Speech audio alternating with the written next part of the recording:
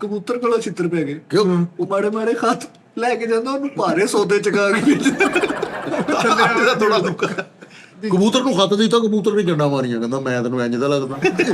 ਇਹਨੇ ਕਬੂਤਰ ਨੂੰ ਖਾ ਦਿੱਤਾ, ਕਬੂਤਰ ਰਸਤੇ 'ਚ ਇੱਕ ਪਾਣੀ ਵਾਲੀ ਟੈਂਕੀ ਦੇ ਉੱਤੇ ਖੋਲ ਕੇ ਪੜਦੇ ਆ। ਬੜਾ ਬਗੈਰਤ ਆ ਯਾਰ। ਇਹਨਾਂ ਨੇ ਵੀ ਕਬੂਤਰ ਨੂੰ ਖੱਤ ਦਿੱਤਾ, ਉਹ ਕਬੂਤਰ ਸਿੱਧਾ ਉਹਦੇ ਭਰਾ ਕੋਲ ਲੈ ਗਿਆ, ਉਹਨੇ ਦਿੱਤੀ ਖੱਤ। ਓਏ ਇਹਨੇ ਖਤ ਦਿੰਦਾ ਸੀ ਕਬੂਤਰ ਨੂੰ, ਉਹ ਪਿੱਛੇ ਲਾਲ ਡੱਬਾ ਪਾ ਕੇ ਉੱਡਣ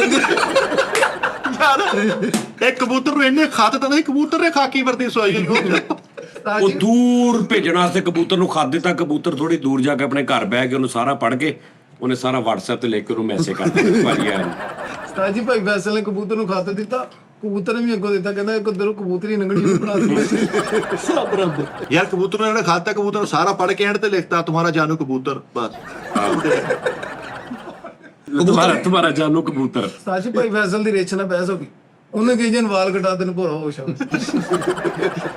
ਕਬੂਤਰ ਨੂੰ ਖਾ ਦਿੱਤਾ ਤੇ ਕਬੂਤਰ ਖਤ ਪੜ੍ਹ ਕੇ ਕਹਿੰਦਾ ਭਾਜੀ ਮੈਂ ਇਸ ਨਾਂ ਦੇ ਅੱਗੇ ਹੀ ਮੇਰੇ ਕੋਲ 4-5 ਦਿਨ ਵਾਲੇ ਐਦਾ ਲੱਗਾ। ਕਹਿੰਦਾ ਯਾਰ ਹਰ ਬੰਦਾ ਇਹਨੂੰ ਹੀ ਖਤ ਲਿਖਣ ਨੂੰ ਟੁਰਿਆ। ਉਸਤਾਦ ਜੀ ਭਾਈ ਫੈਸਲ ਨੇ ਕਬੂਤਰ ਨੂੰ ਖਤ ਦਿੱਤਾ, ਕਬੂਤਰ ਕਹਿੰਦਾ ਹੁਣ 10ਵਾਂ ਗੇੜਾ ਹੀ ਮੇਰਾ ਉੱਤੇ। ਇੱਕੋ ਵਾਰੀ ਕੰਮ ਮੁਕਾ ਜਿਹੜਾ ਪਕਾਉਣਾ। ਆਹੋ ਇਹਨੇ ਕਬੂਤਰ ਨੂੰ ਇੰਨੇ ਖਾ ਦਿੱਤੇ, ਕਬੂਤਰ ਕੁੜੀ ਦੀ ਮਾਂ ਕੋ ਜਾ ਕੇ ਪੈ ਗਿਆ, ਕਹਿੰਦਾ ਖਾਲਾ ਜੀ ਚੰਗਾ ਮੁੰਡਾ ਕਰਦੇ, ਉਹਨਾਂ ਨੂੰ ਮੇਰੀ ਤੇ ਜਾਨ ਚੜਾਓ, ਸਿੱਧਾ ਵਿਆਹ ਕਰੋ, ਉਹਨੂੰ ਘਰ ਭੇਜੋ, ਸਵੇਰ ਤੋਂ ਸ਼ਾਮ ਤੱਕ ਮੇਰੇ ਚੱਕਰ ਲਵਾ ਰਿਹਾ। ਇਹਨੇ ਕਬੂਤਰ ਨੂੰ ਖਤ ਦਿੱਤਾ, ਕਬੂਤਰ ਉੱਡਣ ਡਿਆ, ਉੱਪਰ ਬਾਜ਼ੀ ਵਾਲੇ ਵੀ ਲੱਗੇ ਤੇ ਕਬੂਤਰ ਨੂੰ ਚੱਕੇ, ਮੈਂ ਖਤ ਵਾਲਾ ਵਾ, ਉਹ ਤਾਂ ਖਤ ਵਾਲਾ। ਕਬੂਤਰ ਬਾਬਾ ਜੀ ਇੱਕ ਦੁਕਾਨ ਤੋਂ ਉਤਰ ਕੇ ਮਾਰ ਕੇ ਲੈ ਕੇ ਆਪਣੇ ਖੰਭਾਂ ਤੇ ਲਿਖਣ ਦਿਆ DHL।